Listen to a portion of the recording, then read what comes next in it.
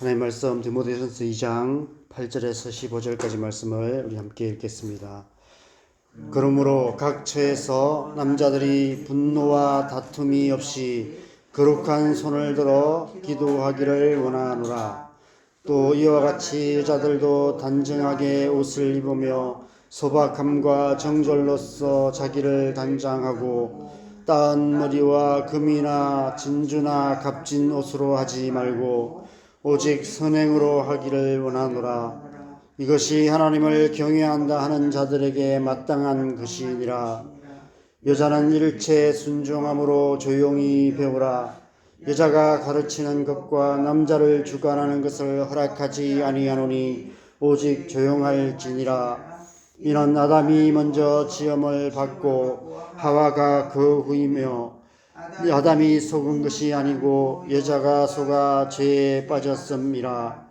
그러나 여자들이 만일 정숙함으로써 믿음과 사랑과 거룩함에 거하면 그의 해산함으로 구원을 얻으리라.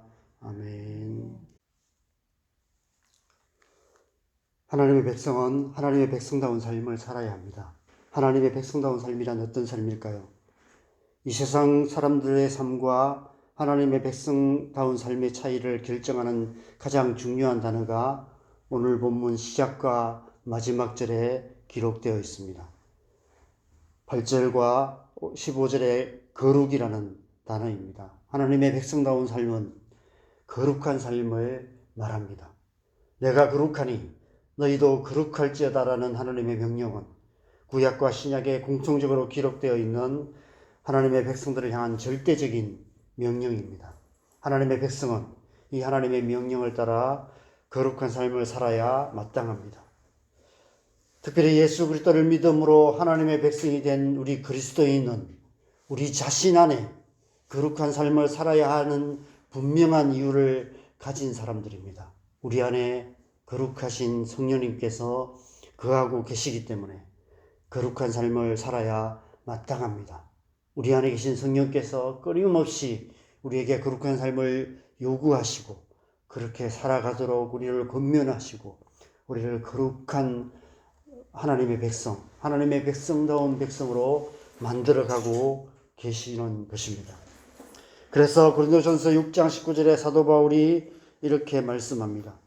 너희 몸은 너희가 하나님께로부터 받은 바 너희 가운데 계신 성령의 전인 줄을 알지 못하느냐. 너희는 너희 자신의 것이 아니라. 그래서 우리는 잘 살아야 합니다. 그래서 우리는 우리 마음대로 살아서는 안 되는 것입니다. 이 세상 사람들과 다르게 하나님의 백성답게 거룩한 삶을 살아야 합니다.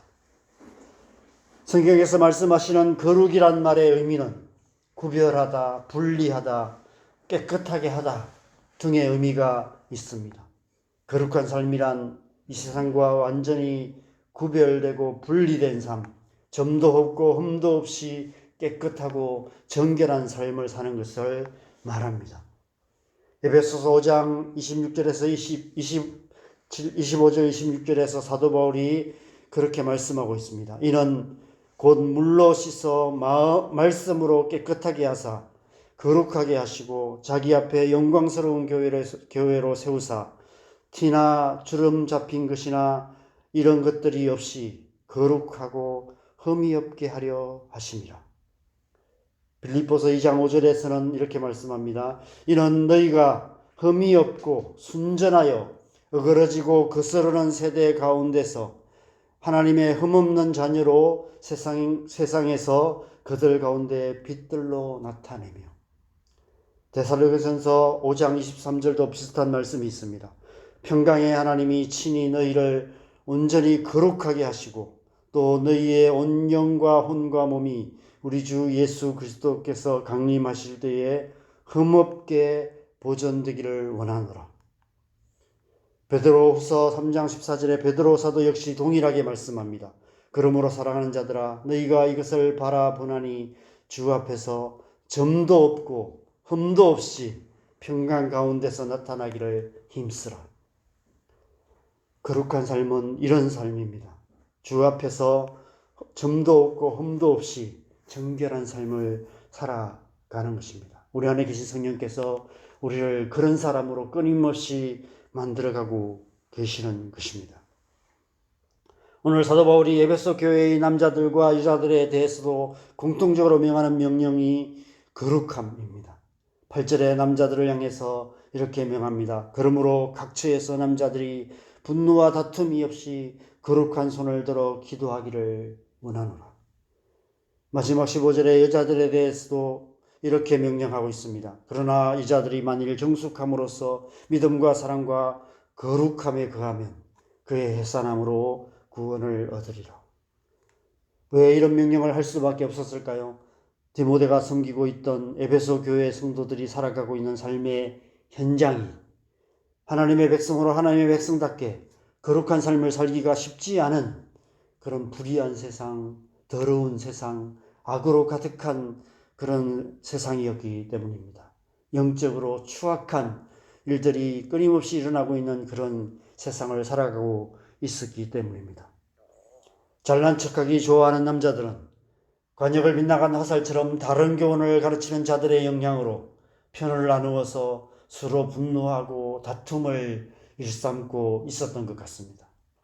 유행에 민감한 여자들은 에베소의 아데미 여신을 섬기는 신전 창기들의 화려한 의복과 장신구와 화장술의 영향을 받을 수밖에 없었던 것 같습니다. 그래서 사도 바울이 이런 권면을 할 수밖에 없었습니다. 특별히 여자들에 대해서 길게 기록하고 있는 이유는 아데미 여신을 섬기는 에베소의 종교의 영향으로 인해 교회 안에 여성도들이 많은 영향을 받고 있었기 때문이 아닐까 생각합니다.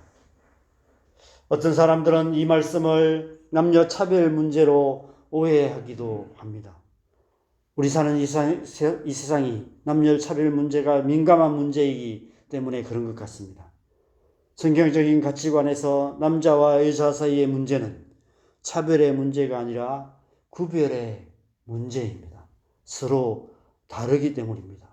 우리가 어린아이들만 봐도 초등학교 가면 남자아이들은 서로 맨날 치고받고 싸우기에 바쁘고 여자아이들은 서로 뭔가 옷 입고 꾸미고 하는 것을 좋아하는 모습들을 보게 됩니다.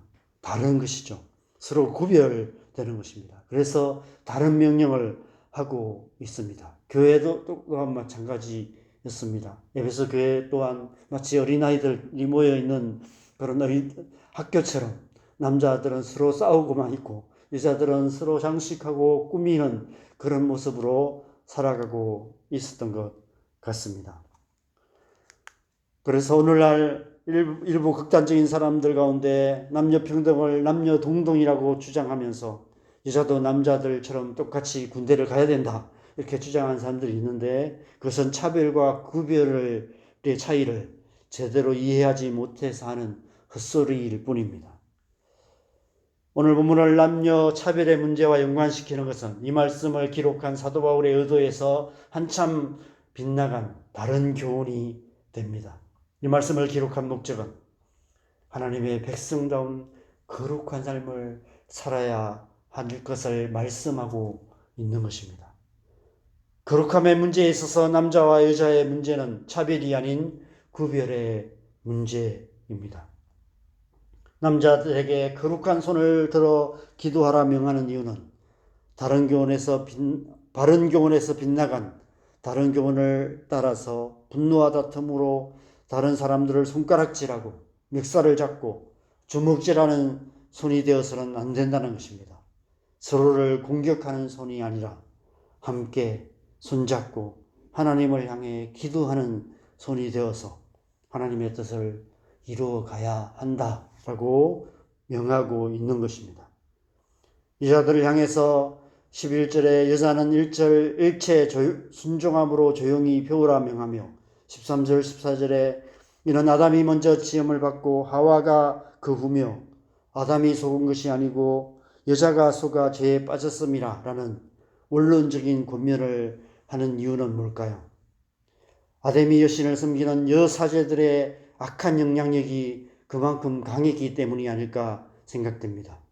그들과 구별된 삶을 살기 위해서는 더 강하게 선을 그어야 했기에 이런 원론적인 권면을 할 수밖에 없었던 것 같습니다. 마지막 15절 하반절에 해산함으로 구원을 얻으리라 라는 구절은 사도 바울의 서신 중에서 해석이 가장 난해한 구절 중 하나여서 여러 가지 다양한 해석들이 있습니다. 그런데 저는 이 말씀을 묵상하면서 사도 바울이 지금 에베소의 아데미 여신을 섬기는 여사제들과 비교해서 말씀하고 있는 것이 아닐까 하는 생각이 들었습니다. 아마 아데미 여신을 섬기는 여사제들은 결혼도 하지 않고 자녀도 낳지 않고 아데미 신전에서 신전 창기로 살아가고 있었습니다. 그 여인들은 아마 당시 에베소 지역에서는 오히려 많은 여인들에게 선망의 대상이 되지 않았을까 이런 생각이 듭니다. 그런데 그들에게 있어서 임신과 출산은 결코 축복된 일이 아닙니다. 그것은 그들에게 있어서 더 이상 여사제의 일을 할 수 없는 결과가 되기 때문입니다. 그런데 하나님의 백성다운 삶은 이와 다르다는 것입니다. 가정을 이루고 해산을 하고 자녀를 양육하며 살아가는 평범한 삶이 구원받은 하나님의 백성인 우리에게 있어서는 축복이라는 의미가 아닐까 싶습니다. 거룩한 삶이란 특별한 삶을 사는 것이 아니라는 것입니다. 손을 들어 하나님께 기도하는 삶을 살아가는 것이며 우리에게 허락한 평범한 일상의 삶을 믿음과 사랑과 거룩함으로 살아가는 것입니다. 가정을 이루고 자녀를 낳고 기르는 평범한 삶 속에 거룩함이 배어 있어야 한다라고 명하고 있는 것입니다. 그러므로 이 말씀은 모든 성경이 그런 것처럼 그때 그들을 향한 말씀이 아니라 지금 이 시대 이 땅을 살아가는 저와 여러분을 향한 말씀이기도 한 것입니다. 저와 여러분 모두가 거룩한 삶을 살아가는 하나님의 백성 되시기를 바랍니다. 저와 여러분의 오늘 하루가 그런 하루 되시기를 바랍니다. 거룩한 손과 거룩한 삶으로 평범한 일상의 삶 속에서 하나님 나라를 살아가는 저와 여러분 되시기를 주님의 이름으로 간절히 축원합니다. 함께 기도하겠습니다. 이 시간 우리가 함께 기도하십시다. 우리의 삶, 우리의 삶, 우리의 손으로 하는 작은 행위 하나까지도 거룩한 삶 될 수 있도록 우리가 살아가는 평범한 일상, 가정을 섬기고 직장에서 일하고 살아가는 이 작은 하루하루를 소중한 하나님의 백성들로 살아가는 그런 거룩한 삶 살아갈 수 있도록 하나님의 영으로 우리를 충만하게 하셔서 오늘 하루 우리의 삶 속에 거룩한 하나님의 백성으로서 하나님의 백성답게 살아갈 수 있도록 은혜 다해 주시도록 함께 주님의 은혜 구하면서 함께 기도했으면 좋겠습니다. 함께 기도하겠습니다.